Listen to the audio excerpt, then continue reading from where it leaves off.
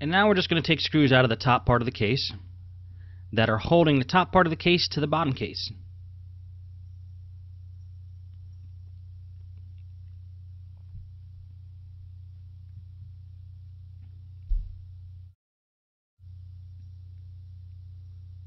And some of the screws are in there pretty tight.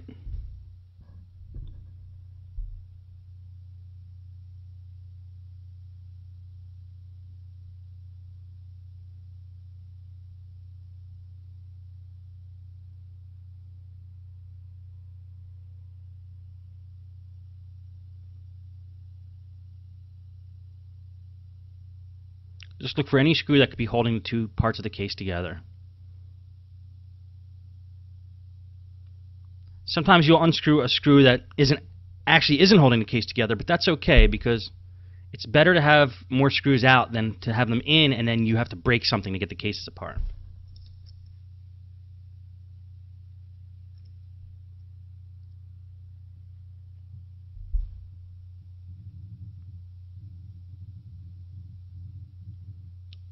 And it looks like all the screws. Just want to make sure. Once you're sure and all the ribbon cables are detached, you can start trying to pull the cases apart. Just find a corner that looks like it would be the loosest or easiest one to get off, and then kind of go around the edge once you got to start. I like to take my fingernail, if I can, and take it right along the edge there, and just try to pop it up nice and gently as you go along the outside perimeter of the laptop.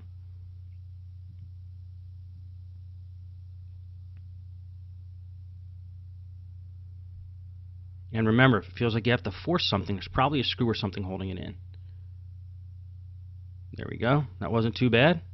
Now we got a nice, good look at the motherboard.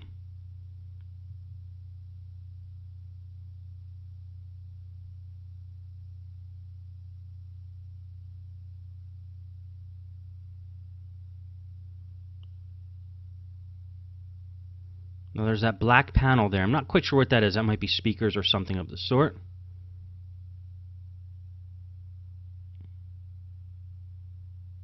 Also, if you see the black sticky tape on top of the motherboard, it's also a good idea to look under parts of that too for corrosion when you're trying to determine whether liquid got onto a motherboard and did some damage.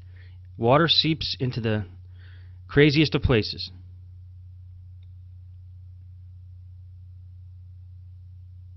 Yeah, and that black thing I'm trying to take off there, that's the speakers.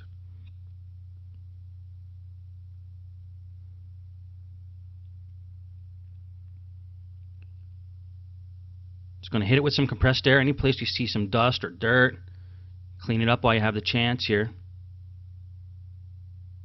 Speakers tend to get a lot of stuff in them because they're exposed to the outside through, the speaker grate. So things fall in through the holes for the speaker and land in the speaker.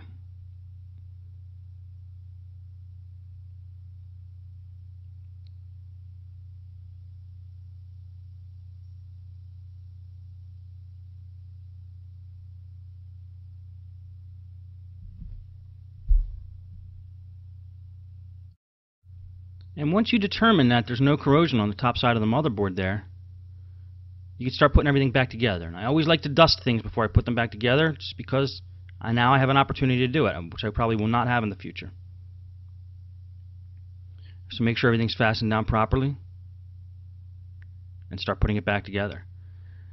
Now, what I was doing as I was bending that black piece back, a couple minutes ago, is I was looking at the underside of the motherboard as well.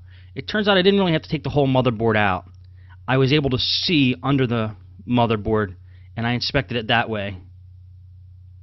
And there didn't appear to be any corrosion on the underside, so I think we're okay. Now again, this is just a precaution. The customer only said that some keys weren't working, but whenever they tell me they spilled something in the machine, this is what I like to do. It's better to be safe and better to make sure the motherboard's clean. This way the computer actually lasts. It might only run for a month if there still is liquid down there.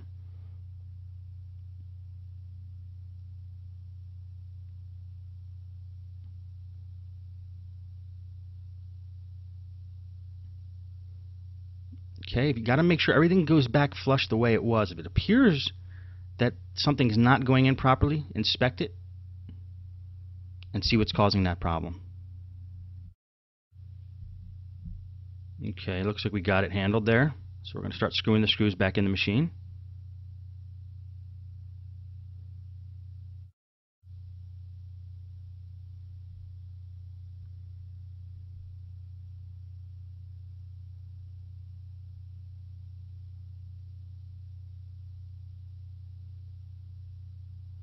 Now I'm going to speed up this recording, so again, not to bore you guys, the screws go in the same configuration. We took them out, so it's pretty self-explanatory. Attach the touchpad ribbon cable there.